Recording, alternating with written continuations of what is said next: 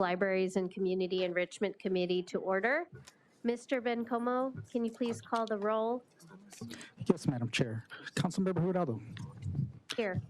Councilmember Hernandez, absent. Councilmember Nazarian. Present. Thank you. 2 members present and a quorum, Madam Chair. Thank you.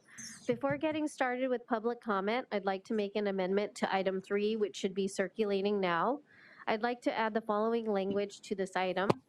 I further move that the Chief Legislative Analyst, with the assistance of the City Attorney and the Civil plus Human Rights and Equity Department, LA Civil Rights, and in consultation with the Board of Neighborhood Commissioners and the Department of Neighborhood Empowerment, be instructed to report on the risks of disparate impact on the LGBTQ plus community and propose mitigation strategies before enforcement begins. Is there a second to this motion? Second. Thank you. Thank you. Thank you. Now let's move on to public comment portion of our meeting. Mr. Hong, can you please read the instructions for public comment? Yes, Madam Chair, we will now be taking public comments. When it is your turn to speak and you hear your name, please come to the podium and state which of the agenda items you would like to speak on. You have 1 minute per item to speak, 2 minutes total for multiple agenda items, and 1 minute for general public comment. We will let you know when your time is up. When speaking on the agenda items, you must be on topic. If you're making a general public comment, you must address topics in the jurisdiction of this committee. If you're not speaking on topic, or if we cannot tell whether you're speaking on topic, you will get 1 brief warning from the chair or me. And if you do not immediately get on topic, or again, stray off topic, the chair will cut you off and you will forfeit the rest of your speaking time. Thank you. I'll call up Yael Pardes, Steve Crouch, Sam Chapman, and Robert Acosta.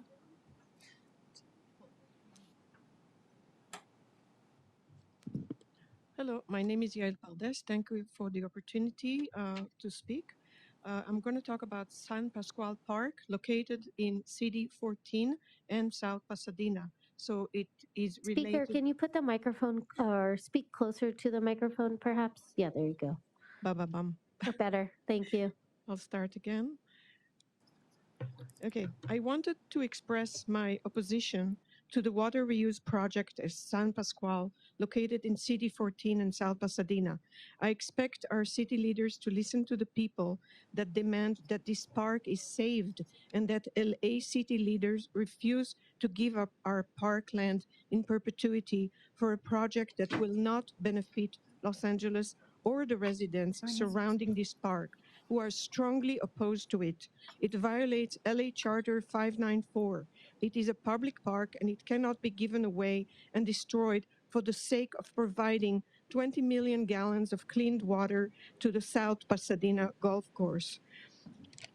It is also an historic land that has deep significance to the local community dating back generation and for the Gabrieleno Kij for thousands of years. They were not included in any of the planning violating AB 52.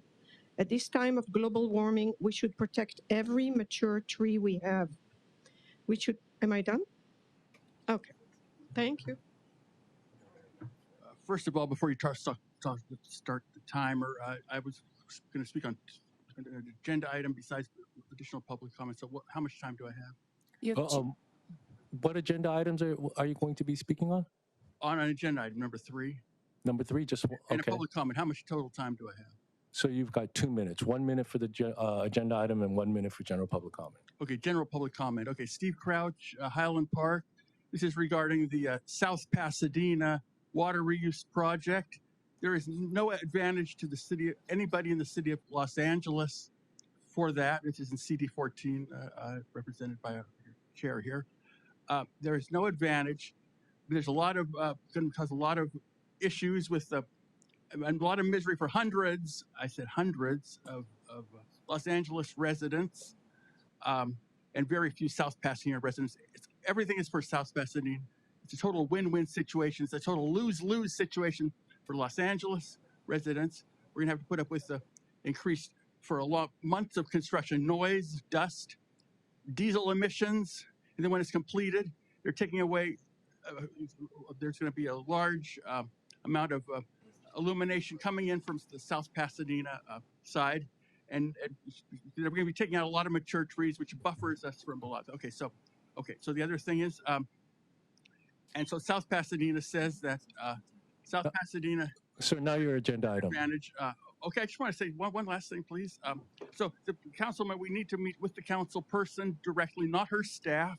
And we need to say she needs to come up. She needs to be on the side of the Los Angeles We need to move to your and agenda not item, South sir. Pasadena. South Pasadena. Understand, please. The other thing, number 3, I think about the sex offenders on neighborhood council.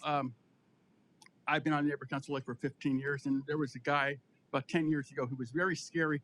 The women were all, the members were all afraid of him. I remember escorting women to their cars numerous times. I think it needs to go beyond just a sex offender, and they're looking to their mental health past, basically. So I think you need to go beyond that. I hope the council members, council member District 1, Council District 14, please pay attention to what I'm saying. All right, thank you. Council members, I'm here to speak on agenda number 2, the use of fentanyl testing kit in the city of Los Angeles. My son, Sammy Chapman, forever 16, What's your died. name for the record? Miss Sam Chapman, excuse me. My son, Sammy Chapman, forever 16, died of fentanyl poisoning 4.5 years ago here. And if this had been available to him, he might have been able to test the counterfeit drug that killed him. And I know that people are worried that this sort of thing might encourage taking fentanyl, but it is the leading cause of death in the United States for people under 45. And there is no way to encourage it more than it's already done. What we need now is harm reduction. This device allows you to take a piece of the drug and put it into a kit without having to liquefy it or use water. The kit gives you a quick reading like a pregnancy test, whether there's fentanyl in it, and it will save lives. Young people can use it at a concert. It can be used anywhere, whereas regular test strips cannot be. And this is a life-saving device. Thank you.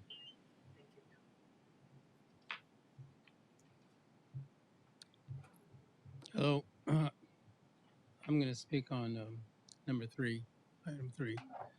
I'm a long And what's your name, sir? Robert Acosta. I'm a longtime resident, CD 14, and this is a very. I'm ground zero. I live ground zero. I'm not 2 blocks away, 3 blocks away. I'm about 2 houses away from the construction site. I need CD 14 to open its eyes to take a look at what's going on there. Just take a look, open your eyes, and judge for yourselves. I'm not going to talk bad about anybody. I'm just, hey, pay attention to this. This is City of LA's property.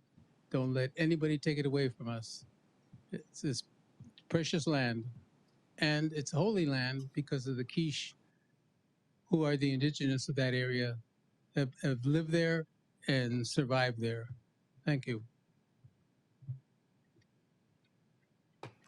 Next, we have Al Strange, Amy, Clara Solis, and George Jungle.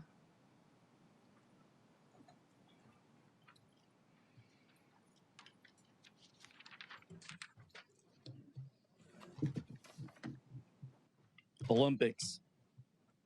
Estos pinches juegos no vale madre aquí en los Estados Unidos. The Olympics, these fucking games aren't worth shit in this area. Porque hay tanto chincherro y los calles son mugrosos como la pinche gente aquí que están en este programa de puto parks, arts, libraries y todo committee. Because there's so many dirty cities, like the dirty fucking people here who are running this committee for arts, parks, libraries, and all that.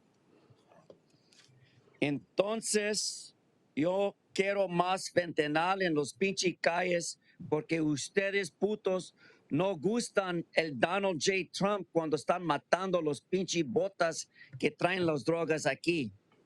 So I want more fentanyl in the streets because You bitches keep letting the people bring them into this country. Y los pinche departamento de animales, And then the fucking animal departments? tienen que cuidar más porque hay tanto chingado cosas de dinero gastando y perdiendo para ayudar a la gente para sus animales. We need to take care of them because they're using so much fucking money to be able to take care of the animals and spending it. And items 7 and 8, fuck public libraries. They're dirty. You need to do something about the homeless people living on them. Now to my non-agenda public comment. Sex offenders. What are sex offenders? It's called Scientology. Fucking Hubbard Street belongs to Armando Herman and the public that's sitting here that pay taxes. We want our street back. I want that fucking sidewalk back by Scientology. You allow these fucking registered sex offenders to occupy Scientology and use it as a front to fuck us. No, fuck Scientology, fuck Mr. Hubbard. Yeah, I'm talking Padilla. I'm talking about registered sex fucking offenders, individuals who seek election and appointments and are in this city appointed. Because I can't tell the difference from a fucking faggot from a fucking hoe who likes her pussy wet. So I'm right on this topic. I'm not a faggot. I'm an American citizen. I believe in God, and God hates fucking homosexuality. Fuck you.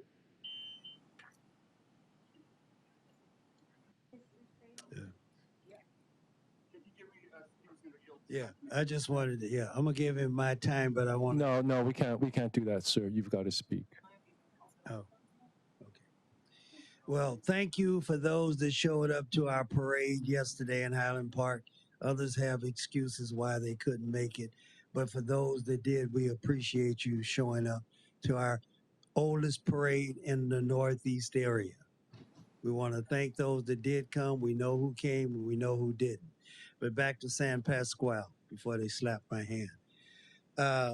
We need to let this project stop it.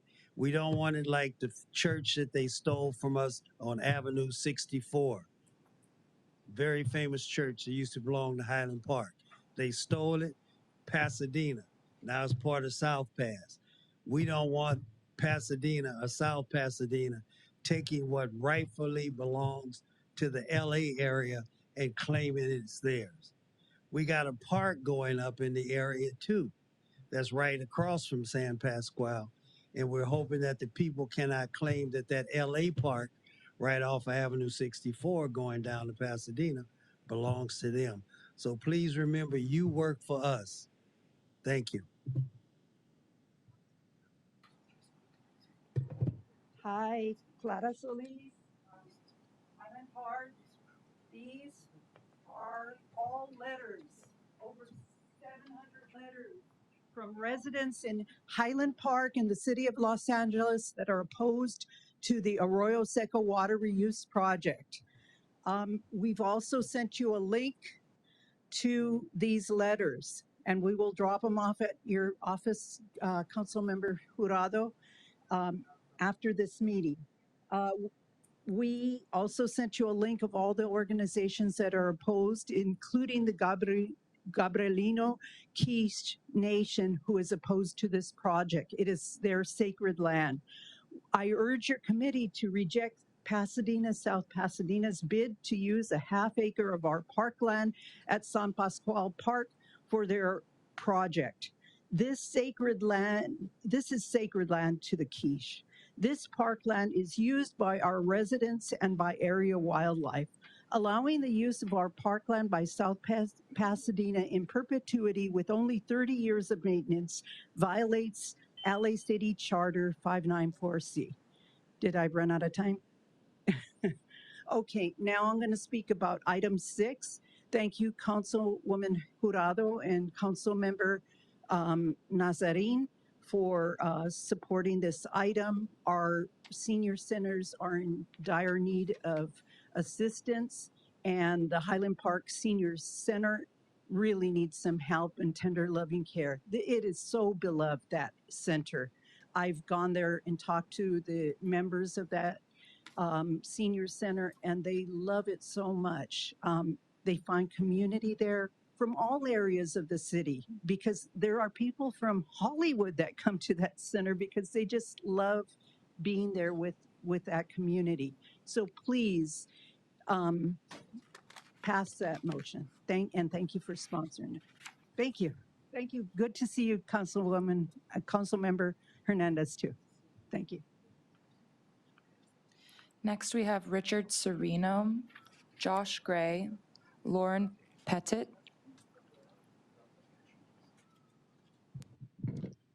Good morning. Item number 3 and public comment. Counselor, that was a very interesting amendment. You know what a matter of law is regarding sex offenders. What does the LGBTQ have to do with a convicted sex offender? A conviction's a conviction. I've dealt with people that have done carve-outs. It's not a problem. I've written about it numerous times. I've given the authors probably a couple hundred pages of estoppel findings. And you put that carve out there, that means you potentially like sex offenders. I've gone to court 6 times to get rid of sex offenders. I've been successful every time. And I've heard the same whiny, bitchy experience. They're only volunteers. But I'm going to give you some citation. Under Anthony Skarsky versus City of Los Angeles, case number 21 STV, strike that, 21 STCV 14635 states volunteers are employees. Says it clearly. So what did Councilwoman Padilla say? I want to see paperwork on this. I gave her the paperwork. I hope you're not going to be obstructionist on this. I've litigated this many times. It's a matter of law. Matter of law. You should know that, counselor. Remember when you got your JD, Law School 101? Professors tell you that. It's called matter of law. I got the resources, the money, and the time to deal with it. And I've done it many times, and I'm still waiting for the city attorney's office to try to do something to me. It's always one more thing after another. If you want to support a sex offender, do it on the fucking sidewalk. I'm tired of this city supporting sex offenders, rapists, to be part of the community. They're prohibited. Thank you.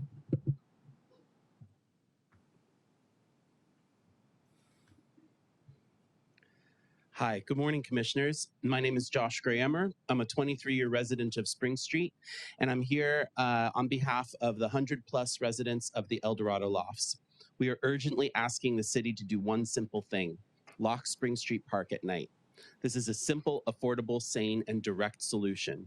For months, my neighbors and I have reported this issue to 311, Council District 14, Rec and Parks, and even the mayor's office. Yet the park continues to remain unlocked 24/7. Since that started, conditions have deteriorated. Nightly encampments, open drug use, needles in the playground, fires, public nudity, and other unsafe after-hours activities. These are documented, ongoing safety risks and a clear liability for the city. For years, it was locked. We know exactly how locking the park will mean families of all incomes can enjoy it. This is the lowest effort, highest impact solution available. When every agency has sat with us, acknowledged the problem, and still nothing changes, it leaves residents feeling abandoned and unheard. The council has allocated $100,000 to security over 1 year ago. It has not been spent, and there is no plan. Please lock the park. We're simply begging the community here to help us out. Thank you very much.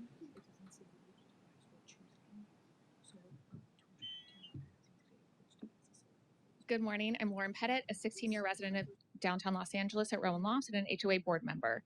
We have been pleading with CD14, RAP, the city, LAPD, literally anyone with authority to close the park nightly.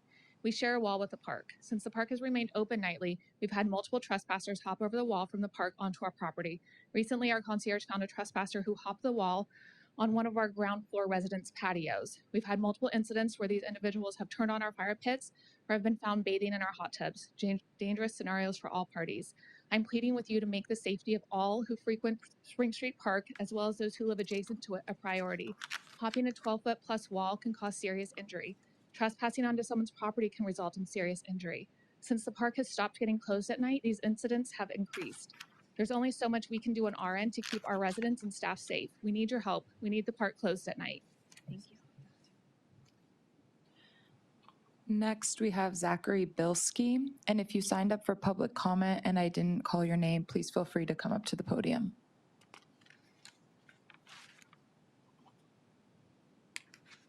Good morning, everybody. Council, thank you so much. My name is Zachary Bilski, North Hollywood Neighborhood Council Community Interest Representative. First of all, I just would like to make a public comment regarding just a big thank you to the city of Los Angeles. I used to live in the Alexandria Park Tiny Home Village, the tiny home villages that I'm sure you're all very aware of. And I've since been housed in Silmar.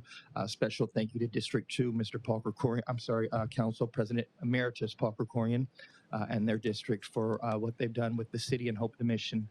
With that said, during my stay there at the tiny home village, I went on to just get involved in the community as a way to give back. When you're living rent-free, you're being fed 3 meals a day for free, showers for free. I found myself where I just felt a need to want to give back. And so we ended up adopting a portion of the 170 highway. We've had a handful of homeless residents come out and be a part of that. However, it's been a little difficult to keep some of the homeless individuals involved in that, considering just the situation. With that said, I'll now shift over to just making a comment regarding the first item, if I may. There is also a 282-foot wall that is located within the southwest corner of Laurel Canyon and Victory Boulevard within the Valley Plaza, where demolition has recently begun. Mr. Speaker, is this item number 1? Yes, I'm going to Olympics. I'm going to pull right culture back program. Yes, ma'am. Yes, sir. And so I recently learned that the DCA has a mural project that they're considering to bring Olympic style murals throughout the city. And so I just wanted to introduce this potential 282-foot wall that is located within the Valley Plaza, right next to the 170 freeway. And the potential, I think, that we could have there, using this wall to get some of the homeless residents in the tiny home village motivated, get them up on their feet, and want to get out and give back on a community level, whether it be city cleanups, state cleanups. As I mentioned, we've adopted the highway. It has been a little bit difficult for me to get some of the residents intrigued and want to get involved. However, I think something like a mural style and getting the Olympics involved in this wall and this particular part of the San Fernando Valley would really help motivate a lot of individuals going through homelessness and while awaiting housing. Thank you so much.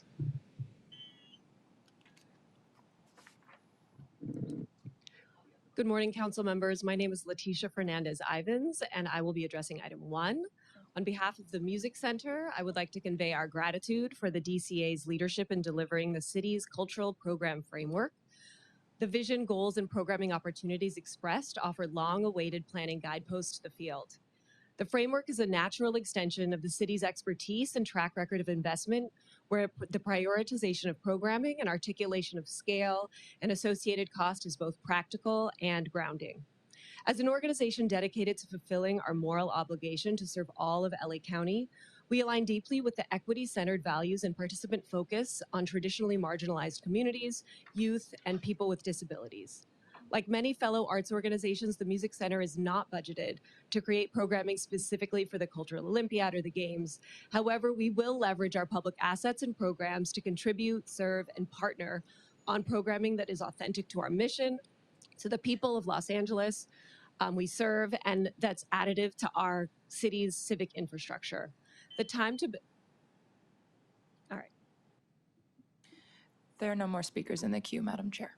Thank you. With no more speakers in the queue, public comment is now closed.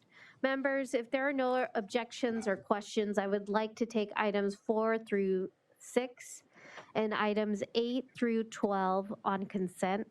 Additionally, I would like to note and file items 5 and 7 and move item 3 with an amendment. Any concerns, members? Good. Thank you.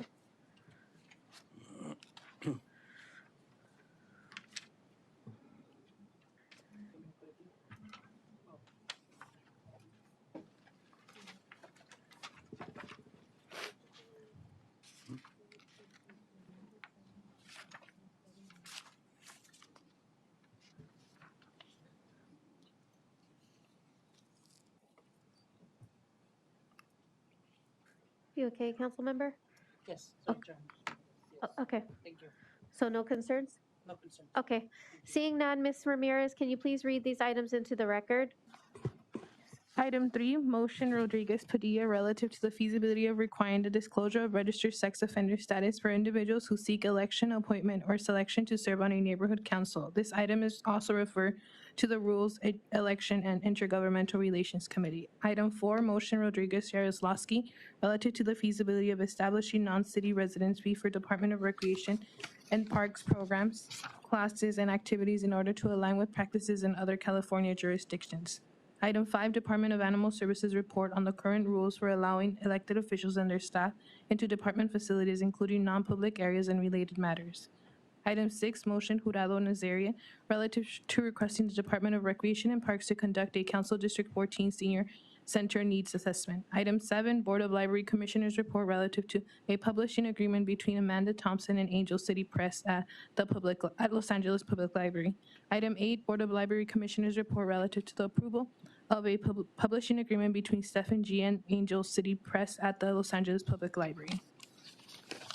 Item 9, Board of Library Commissioners report relative to the approval of a publishing agreement between Jana Ireland and Angel City Press at the Los Angeles Public Library.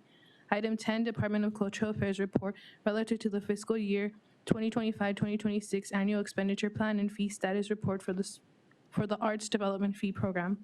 Item 11, Department of Animal Services report relative to a transfer of $38,093 from the Animal Welfare Trust Fund to the General Services Department to demolish an existing wall and build a new cage around the vehicle gate at the West Los Angeles Animal Services Center. Item 12, categorical exemption from the provisions of the SICA pursuant to Article 19, Section 15301 of the California SICA Guidelines and Article 3, Section 1, Class 4-7 of the City Guidelines. Board of Recreation and Parks Commissioners report relative to a proposed 3-year agreement between the Department of Recreation and Parks and Ocean View Farms Incorporated for the operation and maintenance of the Ocean View Farms Community Garden. Thank you. Mr. Bencomo, please call the roll for these records. Yes, Madam Chair. Councilmember Jurado. Yes. Councilmember Hernandez. Yes. Councilmember Nazarian. Aye. 3 ayes. These items are approved. Excellent. Okay, let's first take up item 1. Ms. Ramirez, please read the item into the record. Department of Cultural Affairs report relative to an update on planning efforts and approval of the 2028 cultural programs for the Olympic and Paralympic Games framework. This matter is also referred to the Ad Hoc Committee on the 2028 Olympic and Paralympic Games. Thank you. Thank you, DCA, for joining us. Can you please introduce yourselves and please feel free to jump into the presentation. Absolutely. Thank you.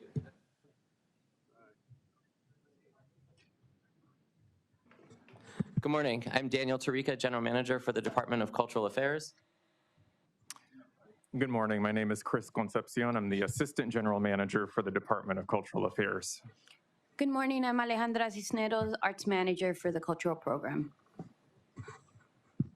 Good morning. We're really excited to be here with you this morning to share with you about the attached framework on the Olympic and Paralympic Games for the cultural program. The report covers an update in our planning efforts from the time of our last report to Council in January of 2024.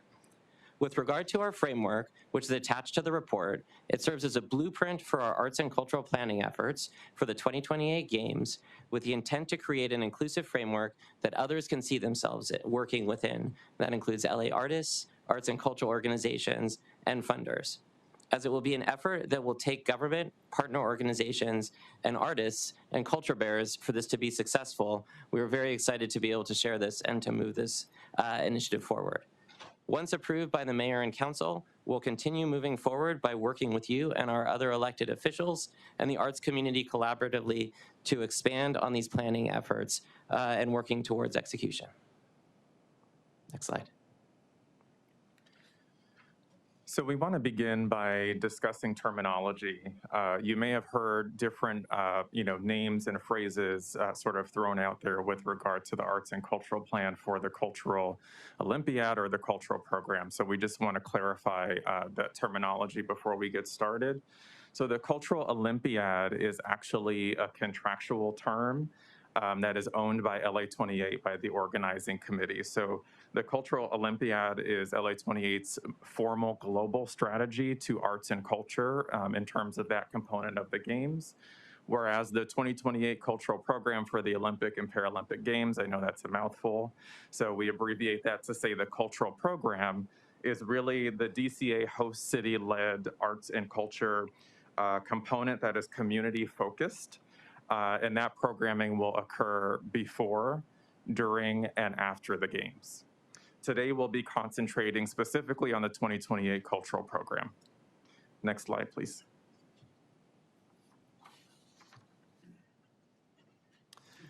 So with regard to, with regard to the some of the components that went into the cultural program, one of the considerations was the games agreement and the host city contract.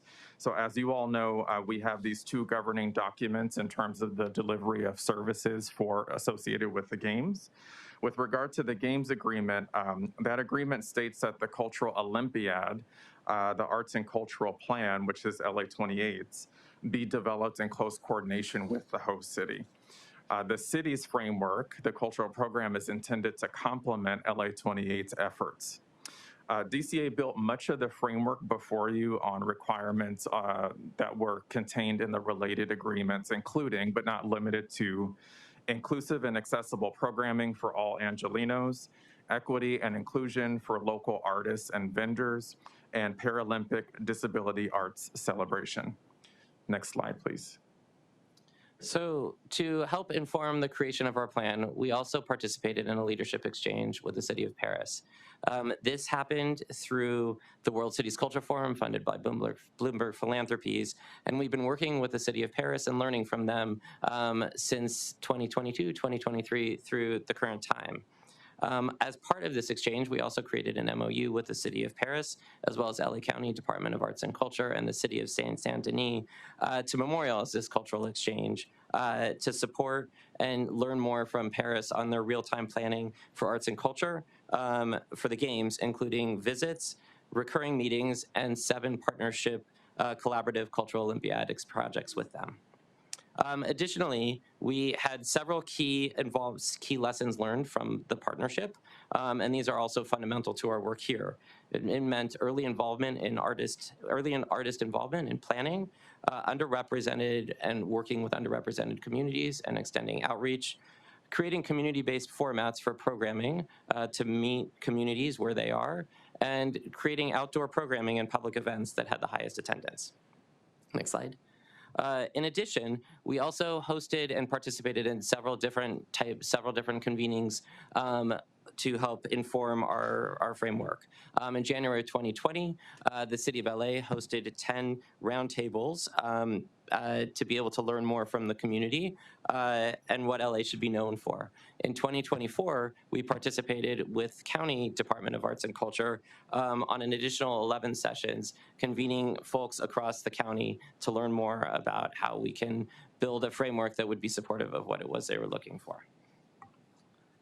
And through this work, we've incorporated feedback from all of these convenings that directly provided input into the design and implementation of our cultural program. Next slide. As you all are aware, I'm sure, there's Executive Directive 16, which was recently introduced by the mayor, which identifies arts and culture as an important legacy component to the Games and directs DCA and other departments to prioritize Games-related planning. In addition, the mayor shortly thereafter released the Games for All vision, which highlights 9 key legacy areas, including arts and culture, and DCA's cultural program is stated to be a key path to achieving the city's goals. So in response to that, as well as our obligation as the host city, DCA will prioritize Games-related arts and cultural work and use the framework as a blueprint for delivering the cultural program. Next slide. So as Chris mentioned, the framework document is the blueprint for our cultural program. Given the limited budget and capacity of the department, the framework was strategically crafted to leverage existing resources and prioritizes unprecedented collaborations across government and the arts sector. DCA has been meeting with LA 28's Cultural Olympiad team and the LA County Department of Arts and Culture regularly and will continue to do so to ensure that our efforts are complementary and coordinated to ensure that we're leveraging collective resources. A priority for us is also to convene with the arts sector and other community organizations and stakeholders in partnership to deliver the results of this framework. Next slide. So in the interest of time, I won't go through all of the vision and the goals in detail, but I'd like to just highlight some key takeaways from each of our overarching principles and that support the intent of this framework. So for the goals, we wholeheartedly want to be able to showcase Los Angeles' artistry to a global audience during this time. And that means, as we've mentioned, both before, during, and after the games. We want to celebrate the strength of LA's cultural diversity, and we want to broaden opportunities for the arts and cultural sector. And as we continue to seek out these opportunities, it's important for us that we begin that process now to leverage this time to create those additional opportunities. Next slide, please. For our audience, we are primarily focused on serving Los Angeles' communities with opportunities with tourists and visitors come to the city, but with the ideal that we have a strong program that's focused on youth and families. Next slide, please. So our strategies that we are building focus on engagement, placekeeping, public events, collaboration, and legacy programs, and we can't do this alone. As part of these strategies, we're going to be working with our partners and community in 3 different ways. We will have DCA-produced events. We will have organizations that are contracted, that serve as contracted partners. And then we'll have arts and cultural efforts with programming that is aligned with the cultural program, and that will be run by outside entities. And we will need this participation across the sector to ensure that we have the success and bring in partners from all across the city. Next slide. Okay, with regard to the timeline, so we see this occurring really in 3 phases, as we've been mentioning. We would have an official launch in the summer of 2027. However, in the interest of doing some test events and making sure that we are prepared to scale up, we would be doing lead-up programming beginning as soon as summer of 2026, and those plans are underway. And we want to make sure that we are, in addition to the programming that we do before and during the games, we really want to be focused on designing legacy programs that will be occurring through 2032 and beyond. Each stage has really been sort of carefully designed as we put this together to maximize community engagement, program impact, and long-term benefit for the cultural program. Next slide, please. To talk a little bit about the framework, again, we know that the report before you is quite substantive, and so we'll just give you sort of the bare bones highlights of the framework itself. But given DCA's limited budget, we really strategically prepared this package of 3 frameworks based on funding scenarios. Framework A aligns existing resources and refocuses some current programs within the department to deliver the core program using existing budgeted funds. So we just want to be very clear that if we can't do anything else and if we can't bring in any additional funds, what we will be delivering is Framework A using our existing resources and funds. For Framework B and C, that really is designed to grow as additional resources materialize. And we see this occurring through potential additional city monies that may come through either through the budget or through other funding sources, as well as fundraising, which would be both DCA-led fundraising using our development team, as well as collaborative work with the Mayor's Office of Strategic Partnerships and any partnerships that the Council Office wishes to engage with us on. To go into a little more detail on Framework A, the base level, this would really be our base level core foundational program, and that would be $15 million using DCA's existing budget. For Framework B, that would be an additional $15 million for a total of $30 million. And that would include all programmatic items listed in Framework A, plus additional items listed in Framework B. And again, this assumes a $15 million fundraising target. And for Framework C, this would be a $40 million total, so that would be $10 million on top of what we assume for Framework B. and that would include all items listed under Frameworks A and B, plus all items labeled in Framework C. The report lists 18 different programs, projects, and events. And while I won't go through all of them, they are in the report and in this presentation as well.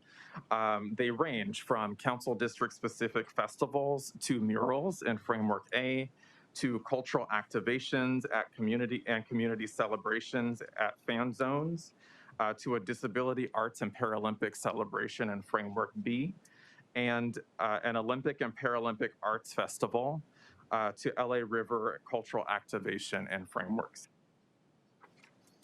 Next slide, please. So thank you. So just lastly, we just wanted to share that this is really a time for opportunity for us here in Los Angeles. It's an opportunity for us to be able to use the major events that are coming and the games as an opportunity for cultural infrastructure and sector growth, for cross-sector collaboration, for cultural diplomacy and global exchange, and community empowerment. We're here and happy to answer any questions that you might have. Thank you so much for the presentation and the thought that you put into it. I have a couple questions before I give it to my colleagues to ask as well.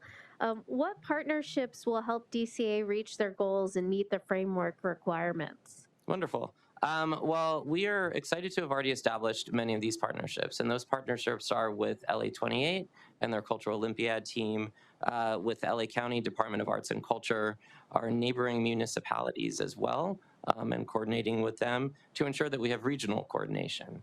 Partnerships also with corporate sponsors and philanthropy will also really be key. As Chris talked about, the framework that we've developed really does need that additional funding to be able to get it to the level that we want to see it at.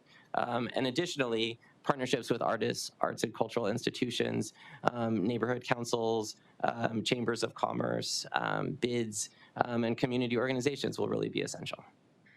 How much is expected, thank you for that, how much is expected from public funding versus private sponsorship or philanthropy? I see here that this is like your baseline funding for 15 million.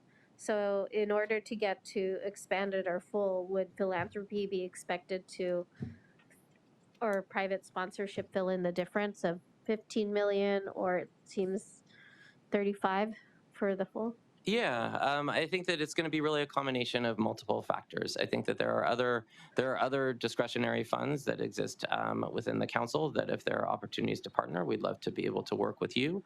And additionally, on philanthropy, we anticipate that that there will be funds raised. I don't have an exact number for you right now, but certainly as it is developed, we will work with them on identifying those certain projects. Additionally, we're going to be working with the Mayor's Office of Strategic Partnerships as they are doing outreach to philanthropy as well. And then we also, there's also a pooled fund that's being developed to support the arts and cultural programming by a larger foundation here in Los Angeles that we're looking forward to being able to utilize as a way to further supplement the games. Okay, and that fund is with CCF or? Correct. Okay. And Amanda Daflos is the Director of Strategic Partnerships in the Mayor's Office? Yes. Okay. And then what has coordination looked like between LA28 and DCA so far? Sure. So we've been meeting with LA28 over the last several years, first with their marketing and government affairs team, and then ultimately with their Cultural Olympiad team as they developed and appointed the Cultural Olympiad staff. We've been meeting with them about monthly to be able to understand and learn what the focus is that they're building, and learning the similar values and discussing our program, and then ultimately working and with the hopes that what they will be releasing will be complementary to ours. Okay, but okay. And then last one is just because I feel like I have my head, I'm looking towards the budget, you know, and given that you've tried to create a robust framework within the money that you have for your budget with your department, what new positions are desired or needed as we get closer to the upcoming budget cycle? Thank you. I'll ask Chris to answer this question. Certainly. So we requested a number of positions, understanding that you know, the city's current budget constraints. We did request a number of positions in this year's budget. The department's budget proposal was due to the mayor in November, excuse me. And so those proposals are currently being reviewed by the mayor's office. But we can tell you that we did make a request for additional positions, as well as for part-time staff funding and for programming funds, just to help support the deliverables, especially at minimum for Framework A. And we should know, as you all know, we should know what will be approved in April of 2026. Okay, so a number of part-time, full-time, and programming funds would be needed in order to make sure we even effectuate the baseline level of the $15 million program. Correct. I mean, we have a path to be able to deliver, sort of the minimum requirements for Framework A, but of course we would love to augment some of that, and of course also be able to incorporate B and C as well. And we believe those resources would assist us in doing that. Okay, thank you. Colleagues, Councilmember Hernandez and then Councilmember Nazarian. Thank you, Chairwoman. Thank you so much for being here and the presentation and the work y'all put in. Question, earlier you said, Daniel, you said that you hope that your plan fits in with the Olympic plan. Can you talk a little bit more about that? Sure. Like, because that worries me a little bit that they haven't shared what they have. How long do we have to wait to know? Because this framework, there's things in these frameworks that perhaps we need to shift or move because they're going to be doing a project. So can you tell us a little bit about that? Sure. So to start, I think that, what I will say is what we understand from the conversations and engagement that we've had with them is, as Chris talked about, our plan is going to be very much focused on our city and all corners of our city and being able to reach and lift up all of the communities. From what we understand in the conversations that we've had with the Cultural Olympiad team, they also would like to be able to do that, but also have a larger global gaze. So they're looking at the Cultural Olympiad from the national perspective, knowing that the games are also taking place outside of Los Angeles. What we also know is that we are, have talked about and have discussed similar values, and ultimately being able to have complementary programming. Great, thank you. I would love to learn more about that too, because then that also can help us, know what to ask for from philanthropy, because other things are going to be done, so we don't need a double dip. I have a few questions. So the framework shows major differences between the base of 15 million, the expanded of 30 million, and the full of 40 million tiers. What criteria is DCA using to determine which programs are core and which ones can be deferred, especially programs such as Disability and Arts Paralympic celebrations, neighborhood cultural hubs, and international artist exchanges? Certainly. So with regard to frameworks B and C, bringing those programs, projects, and events to fruition really will be dependent on availability of funding. So we understand we have broken down our frameworks in, by program, so that, corporate sponsors and philanthropy can see themselves. They can identify what items are of interest. As you all know, certain philanthropic groups have a very specific mission.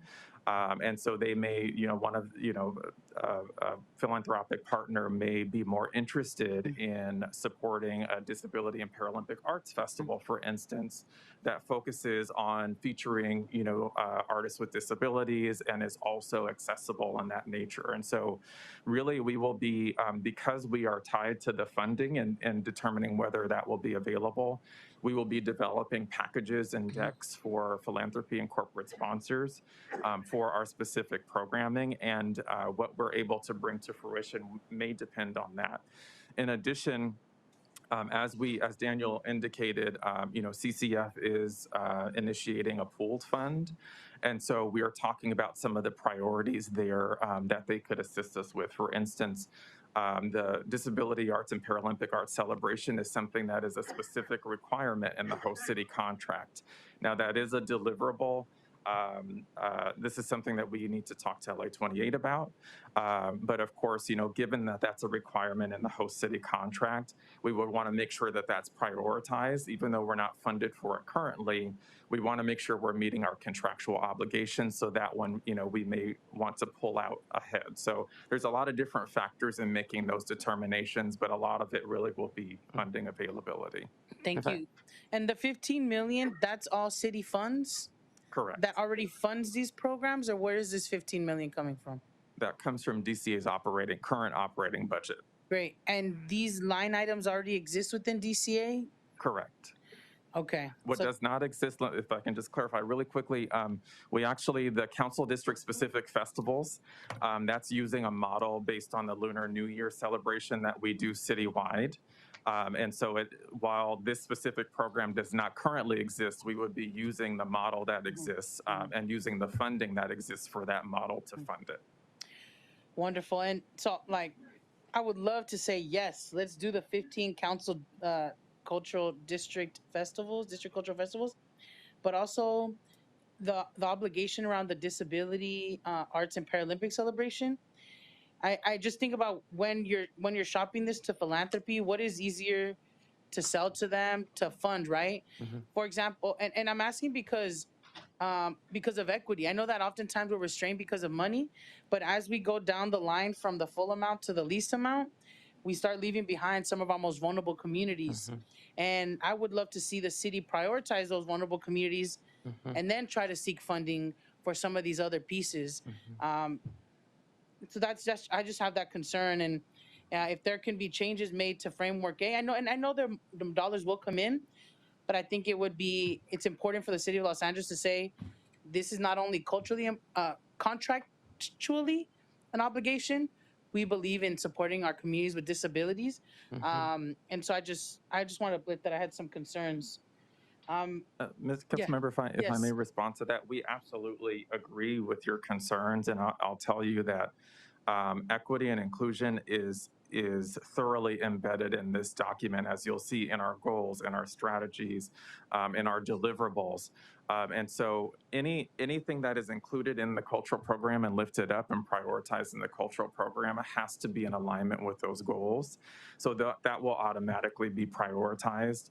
And certainly, especially as we begin our work together with the council and with the mayor, as we start to bring some of these programs to fruition, we will absolutely be listening and hearing and receiving input from you all as to what those priorities are based on, some of our goals and missions here, so that we can prioritize that work. And just, if I may add just one additional piece, we've already actually been convening folks in the disability community around the Paralympics. And we hosted a convening, it was earlier this year, and that was part one of a convening. We're going to be hosting another. This was through our grants team.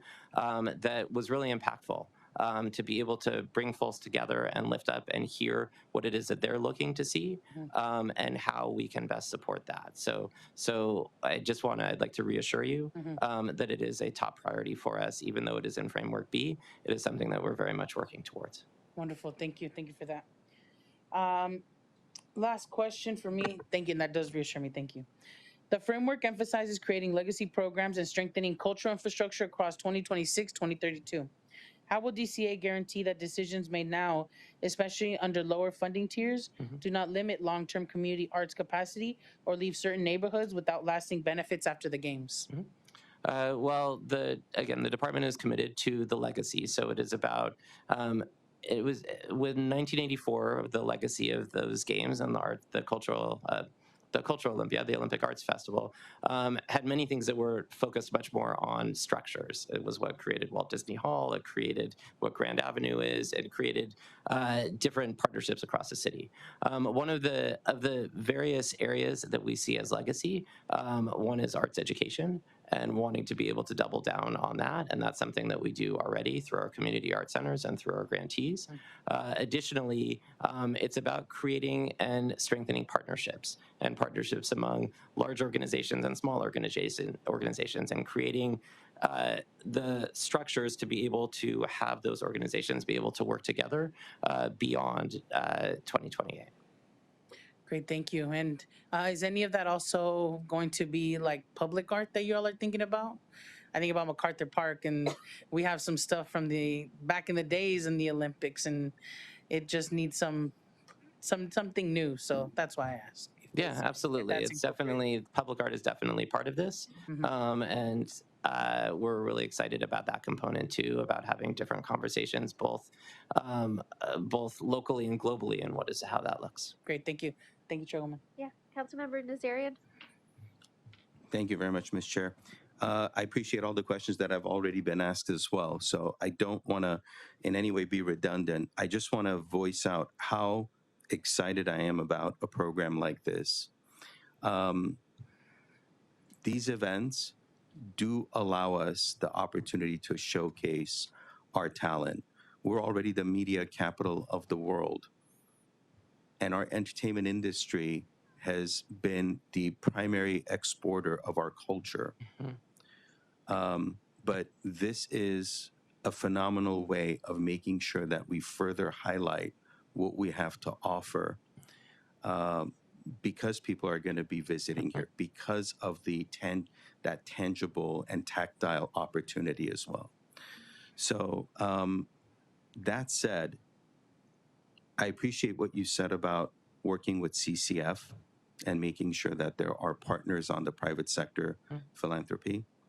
I just want to know how certain we can be that even if funding, public funding during our upcoming budget meetings is cut, that this program can move forward with reliance on private sector or philanthropic funding.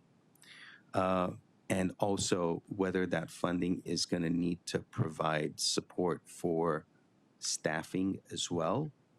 And I just leave that very broadly because I don't want to get into the personnel or legal components of that. But also the program, the substance of the program itself. Because I am concerned about the level of staffing you have available to implement something like this. And I'd love to see this, if possible, be somehow showcased in the World Cup as well. I know it's only 6 months away, but it would just be a very critical test, and maybe we do some things on a pilot basis. So I'd love to partner with you on that and figure out how we can do some things on that front. That's one. And I'll pause for a minute if you want to answer the question about private funding covering the needs. So just to address the World Cup that you just mentioned, we are excited to be looking at ways to bring culture into the community activation zones and community activation sites. So while it is not funded, these are parts of the conversations that we're having both through the Office of Strategic Partnerships and the Mayor's Office, as well as with philanthropy. So I'm optimistic that we'll be able to do that. With the larger question around funding, it's absolutely a concern for what the capacity is of what the department can do. But at the same time, we have continued, our department has continued to be able to perform at a very minimum the baseline of what you see in Framework A. Building upon that, we are still having some of those beginning conversations, both through CCF, through the Office of Strategic Partnerships, as well as through individual conversations with philanthropy and looking at sponsorships. We're learning, in a sense, we're learning every day about these new opportunities and hearing from even yesterday, hearing from our fellow city departments about how they've been able to leverage sponsorships to be able to help support what they're doing. So I'm excited to follow up on that. So let me stop there and ask Chris if he'd like to add anything. Yes, Councilman, I would just say, in addition to what Daniel indicated, this $15 million that we're contributing is a portion of our budget.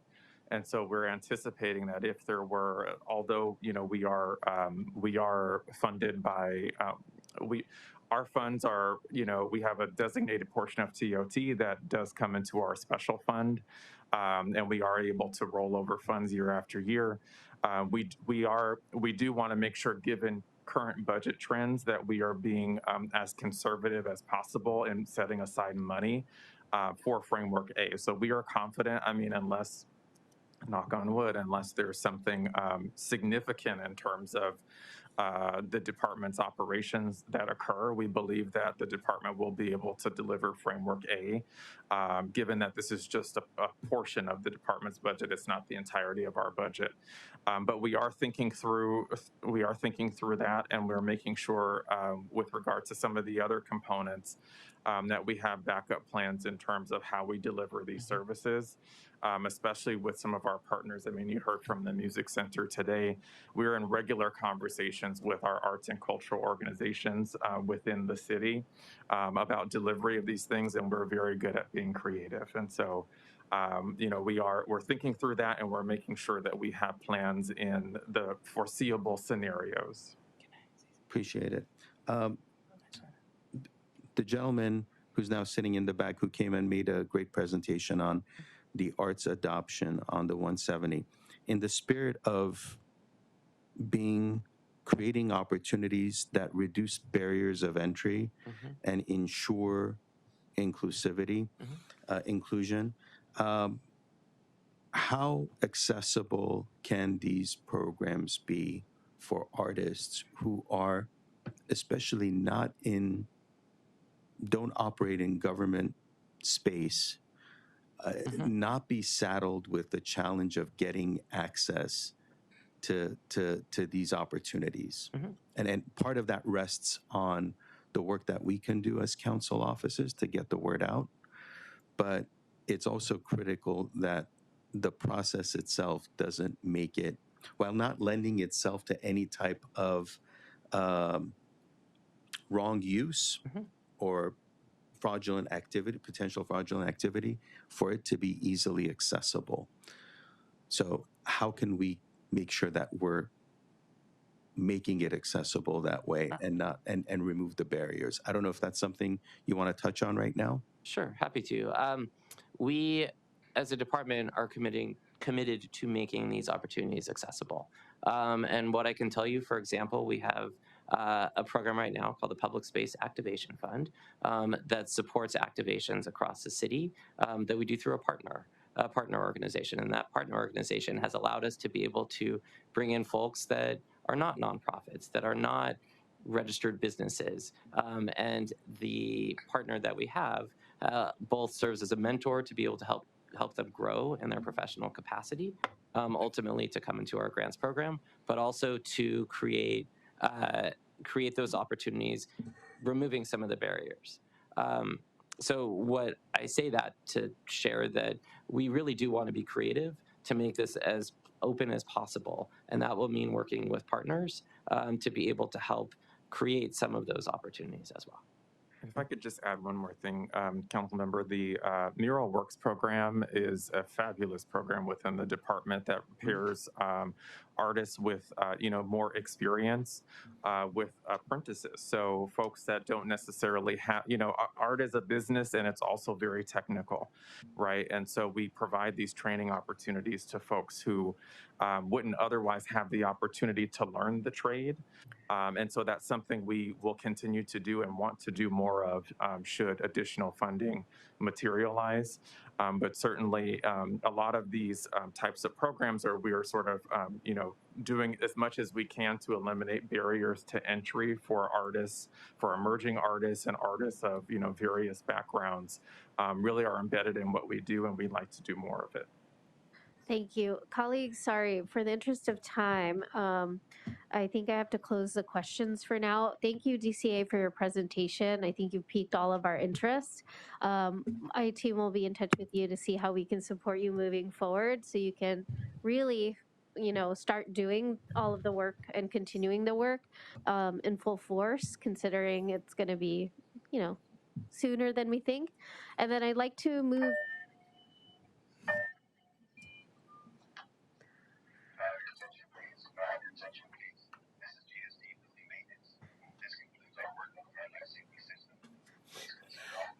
I just wanted to add a comment that please, as we're having these conversations in here, be very clear with us about the money because our budget's not looking better, and we can't pretend that money's gonna pop out of nowhere to do this work. So be clear with us so that in May, when we start having to go through this budget process, we are very clear-eyed on what we need to do and invest in arts and in the culture, DCA. Because oftentimes when we're in tough budget strains, it's some of these departments that are about arts and culture that are on the first on the chopping block. And I'm sure your budget was reduced last year, and I'm sure you've been asked to do an exercise to reduce it for this upcoming year. So please just be straight up with us so that we can make better decisions, because money doesn't pop out of nowhere, and we can't pretend like that and have the conversations like that. Thank you. And I know you're gonna find philanthropic money, but hopefully crossing fingers and sponsorships. But I'm talking about from the city side, like, because we can't keep cutting and expecting you to do more and more when we're just giving crumbs. Well, Sorry, Chair. Thank you. I just want to just say thank you for this opportunity, and we're very much looking forward to working with you all and the other council members as we further develop this the program. All right, thank you. So I move to note and file this item. Can I get a second? Second. Awesome. Mr. Bencomo, do we have to call the roll for that? Yes, Madam Chair. Councilmember Hurtado? Yes. Councilmember Hernandez? Councilmember Nazarian? 3 ayes. This matter is noted and filed. Okay, great. And then I'd like to continue item 2. Thank you. Okay, thank you. Anything on the desk?